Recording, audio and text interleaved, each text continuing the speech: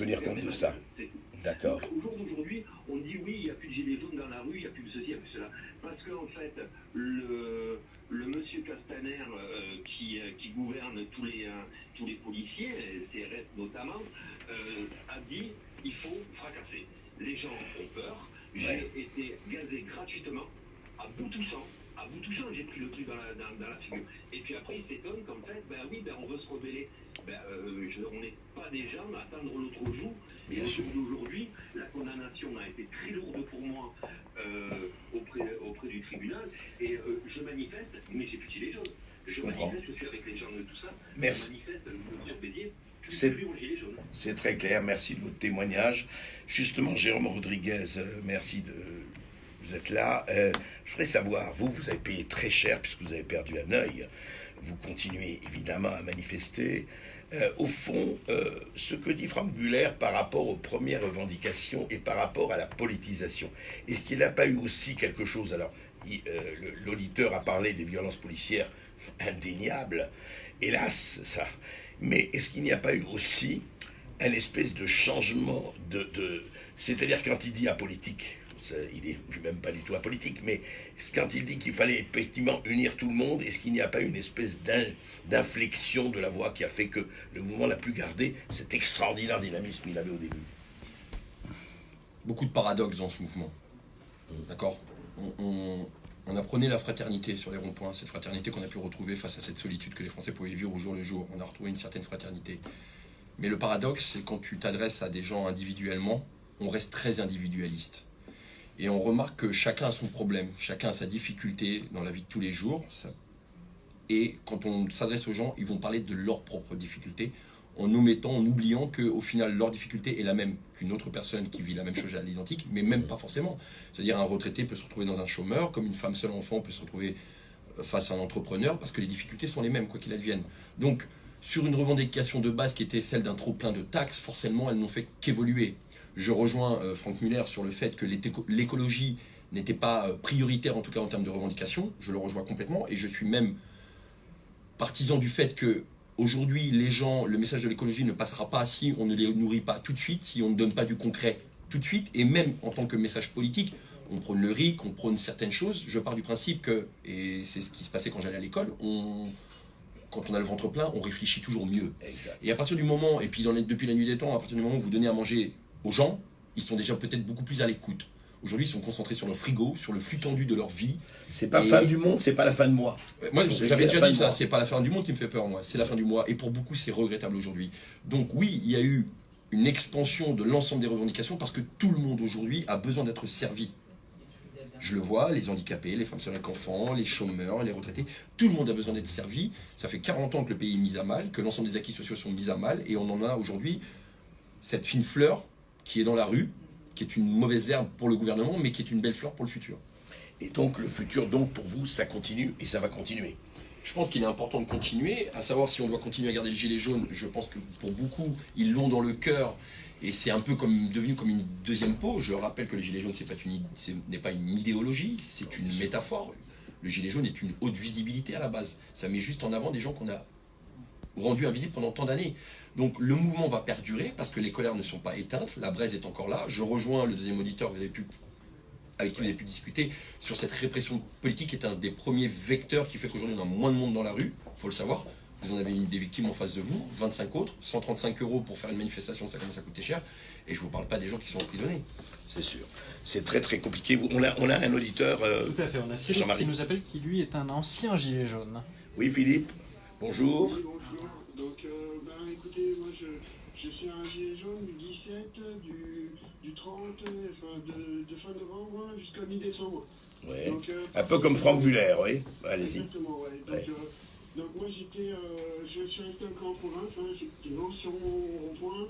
Le cueillage de Versac, tristement connu. Voilà. Et bien sûr, des opérations escargots, j'en ai même mené, j'en ai organisé. Donc, alors moi, ce que je voulais dire, c'était que je me retrouve dans les paroles de M. Muller, parce que, effectivement, j'ai même rencontré mon voisin, qui vote France Insoumise, qui est à 200 mètres de chez moi, que j'ai rencontré sur le péage de Versac. Et donc, voilà. Et oui, c'est ça qu'a fait les Gilets jaunes, hein, se rencontrer entre bords opposés. Oui. Voilà, alors Ouais. tant que, moi je suis plutôt de droite, on va dire, mais tant qu'on n'a pas parlé politique, Ça allait. tout allait très bien, et je dois dire que, en fait, en 3 semaines, on s'est vraiment très bien senti, parce qu'en fait, il y avait une fraternité que l'on n'avait jamais vue. Moi, je pense que c'était la fraternité de l'esprit de la Révolution française. Et donc, du coup, tous les gens, ils se connaissaient pas et ils faisaient la même chose, ils pensaient la même chose. C'était incroyable. Alors, par contre, dès que on a et surtout, il y avait un sujet qu'on évitait tous, c'était parler politique. Et ça, c'était magnifique. Donc, vers mi-décembre, il y a eu un mouvement de reflux, on va dire. La politique est apparue. Effectivement, il y a des gens qui sont apparus dans les Gilets jaunes et qui ont voulu imposer des choix politiques. Et là, ça s'est terminé. Là, c'était, comme M. Muller disait, c'est vrai, ça s'est arrêté directement. Tout le monde est rentré chez soi. D'accord. Pour la Gironde, pour la campagne, j'habite en pleine campagne. D'accord. Tous les ronds-points se sont vidés pratiquement à ce moment-là. C'est vrai qu'il y a eu un vrai problème et qui est posé, mais c'est vrai, juste un mot, Jérôme Rodriguez, et puis je voudrais continuer à Franck Muller et après nous ferons une pause, mais je voudrais qu'on ne reste pas seulement là-dessus. C'est vrai que au fond, est-ce qu'il ne fallait pas, pendant un moment encore, rester dans les revendications qui unissaient tout le monde? Alors vous allez me dire, oui, à un moment donné, un mouvement doit s'organiser, se structurer. Mais on sait que vous n'avez jamais voulu, enfin vous, je parle des Gilets jaunes, la structuration en parti ou en mouvement. Mais est-ce qu'il n'y a pas eu, on voit bien, au-delà des répressions policières, il y a eu quand même une espèce de fractionnement, de fracture du mouvement. Et c'est peut-être un peu dommage, non? Je dirais que, quoi qu'il advienne, on a fait de la politique. Sauf que les Gilets jaunes ont su redonner des lettres de noblesse au mot politique, parce qu'on faisait de la politique d'ordre général, pas de la politique corporatiste, associative ou de personnalité politique. D'accord? Qu'est-ce qui s'est passé? Médiatiquement parlant, on a essayé de nous mettre dans des cases. On est ceci, on est cela, alors qu'on était simplement un groupe. Donc ça aussi, ça nous a fait du mal, cette diabolisation de la part des grands médias mainstream, qui font que fallait impérativement qu'on ait une étiquette. Donc ça a déjà reclivé les personnes. Il faut aujourd'hui faire l'impasse là-dessus. Les ronds-points étaient un vecteur de fraternité et de discussion d'ordre général. Il faut le retrouver aujourd'hui.